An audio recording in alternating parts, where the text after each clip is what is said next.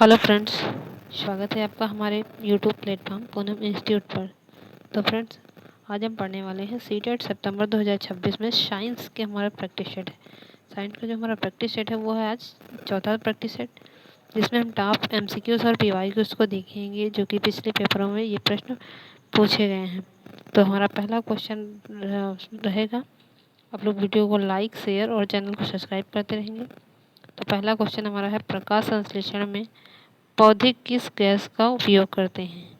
जब प्रकाश संश्लेषण की क्रिया करते हैं तो पौधे कौन सी गैस का उपयोग करते हैं? तो ऑक्सीजन, नाइट्रोजन, कार्बन डाइऑक्साइड या हाइड्रोजन।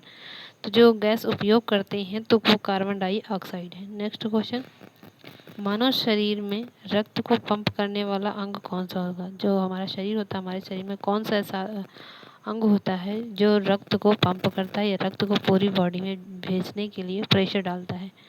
तो फेफड़ा, हृदय, वृक्क या फिर यकृत। तो इसका आंसर रहेगा हृदय। हृदय जो है, हृदय एक ब्लड पंपिंग अंग है जो कि ब्लड को पंप करता है। नेक्स्ट क्वेश्चन, पौधों में जल परिवहन किस ऊतक द्वारा होता है? पौधों में एक जल का परिवहन और दूसरा खनिज का पूछा जाता है।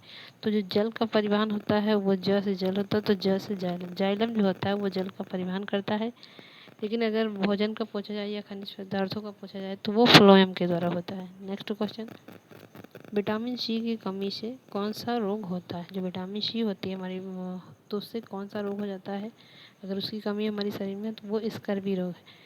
जो रतौंधी है वो विटामिन ए की कमी हो जाती है। रिकेट्स नामक जो बीमारी होती है वो विटामिन डी की कमी से हो जाती है।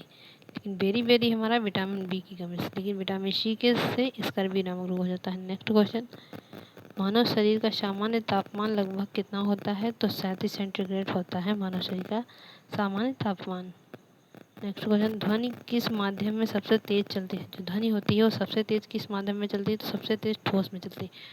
ठोस में चलती है। ठोस के बाद यह द्रव्य में चलती है और द्रव्य के बाद यह गैस में चलती है। ये इसका क्रम होता है कि सबसे घटता क्रम है, पहले सबसे ज़्यादा ठोस में, फिर द्रव में, फिर गैस में। निर्वात में ध्वनि गमन नहीं करती है। नेक्स्ट क्वेश्चन, विद्युत धारा का एसआई मात्रक क्या होता है? जो विद्युत धारा होती है उसका एसआई मात्रक तो वो एम्पियर होते हैं। इसका आंसर है एम्पियर। नेक्स्ट क्वेश्चन, पृथ्वी का प्राकृतिक उपग्रह कौन सा है? पृथ्वी जो होती है उसका सिर्फ एक ही उपग्रह होता है जो कि है चंद्रमा। चंद्रमा पृथ्वी का प्राकृतिक उपग्रह है। आप लोग वीडियो को लाइक शेयर करते रहिएगा। नेक्स्ट क्वेश्चन, भोजन का पाचन मुख्यतः कहाँ से पूरा होता है? जो भोजन का पाचन होता है वो अधिकांशतः कहाँ पाचित होता है? तो छोटी आंत में होता है।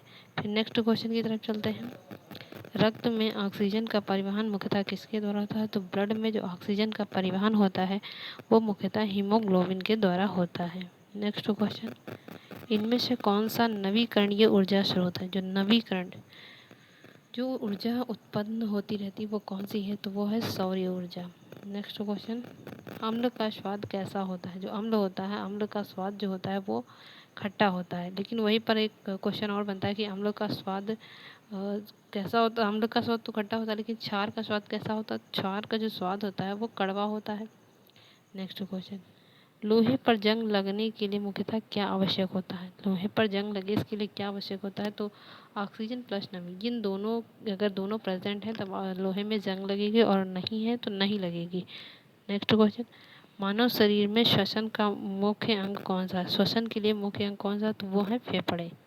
नेक्स्ट क्वेश्चन, पौधों में भोजन का परिवहन किसके द्वारा होता है? जो पौधे होते हैं पौधों में भोजन का परिवहन फ्लोएम के द्वारा होता है। जल का जाइलम द्वारा होता है और भोजन का फ्लोएम द्वारा होता है। नेक्स्ट क्वेश्चन, न्यूटन का प्रथम नियम किससे संबंधित है? तो न्यूटन का जो प्रथम नियम है वो जड़त्व से संबंधित है। इसे जड़त्व का नियम भी कहते हैं। नेक्स्ट क्वेश्चन, जल का क्वथनांक सामान्यतः वायुमंडलीय दाब पर कितना होता है? तो जल का जो क्वथनांक होता है वायुमंडलीय दाब पर वो होता है 0 सेंटीग्रेड। नेक्स्ट क्वेश्चन, मनुष्य में मूत्र निर्माण मुख्यतः किस अंग द्वारा होता है? तो जो मूत्र का निर्माण होता है वो वृक्क के द्वारा होता है। नेक्स्ट क्वेश्चन, पौधे में गैसों का आदान प्रदान मुख्यतः किसके द्वारा होता है? पौधे में जो गैसों का आदान प्रदान है वो रंध्र के द्वारा होता है, जो कि पत्तियों पर प्रेजेंट होते हैं। नेक्स्ट क्वेश्चन, सबसे कठोर प्राकृतिक पदार्थ कौन सा होता है? सबसे कठोर प्राकृतिक पदार्थ है वो है हीरा। नेक्स्ट, बल का एसआई मात्रक क्या है? जो बल होता है बल का एसआई मात्रक क्या है? जूल है, न्यूटन है, पास्कल है, वाट है। तो जिसका एसआई मात्रक है वो है जूल। नेक्स्ट क्वेश्चन, कौन सा रोग मच्छर के काटने से फैलता है? कौन सा रोग मच्छर के काटने से फैलता है? तो हैजा, मलेरिया, टाइफाइड, स्कर्वी। तो इसका आंसर जो रहेगा वो रहेगा मलेरिया। मलेरिया जो कि प्रोटोजोआ से होता है। प्रोटोजोआ मच्छर के अंदर प्रवेश करता है। जब मच्छर एक संक्रमित व्यक्ति को काटता है तो वह मच्छर के अंदर प्रवेश करता है, लेकिन जब मच्छर संक्रमित होता है और एक स्वस्थ मनुष्य को काटता है तो वह मनुष्य ही मलेरिया से प्रभावित हो जाता है। नेक्स्ट क्वेश्चन, भोजन में ऊर्जा मुख्यतः किस पोषक तत्व से प्राप्त होती है? मतलब कहीं तक तो देखा जाए तो सभी तत्वों से प्राप्त होती है, लेकिन जो मेन तत्व है वो कार्बोहाइड्रेट, ये तुरंत ऊर्जा देने वाले तत्व होते हैं। नेक्स्ट क्वेश्चन, दर्पण दर्पण में बनने वाला प्रतिबिंब किस घटना के कारण बनता है? जो दर्पण में प्रतिबिंब बनता है वो कौन सी घटना के कारण बनता है? अपवर्तन, परावर्तन, विवर्तन या फिर प्रकीर्णन। तो किसके कारण बनता है? तो इसका आंसर रहेगा परावर्तन के कारण। नेक्स्ट क्वेश्चन, विज्ञान शिक्षण में बच्चों को प्रयोग करने का अवसर देने का मुख्य उद्देश्य क्या होता है? केवल याद कराना। जिस भी अगर पेडागोजी के अंदर क्वेश्चनों को देखते हैं तो जिसमें केवल दिया वो तो एकदम गलत ही होते हैं। वैज्ञानिक सोच और अवधारणाओं की समझ विकसित करना या फिर पाठ जल्दी याद कराना, ये रटने से संबंधित ये तो होगा ही नहीं। केवल परीक्षा, ये तीनों ऑप्शन गलत हैं। तो इसका जो राइट आंसर रहने वाला वो है बी। नेक्स्ट, यहाँ से हमारे जो क्वेश्चन हैं वो एंड होते हैं। तो आप लोगों को वीडियो कैसी लगी? अगर अच्छी लगी हो तो वीडियो को लाइक करें, चैनल को सब्सक्राइब करें। Thank you friends.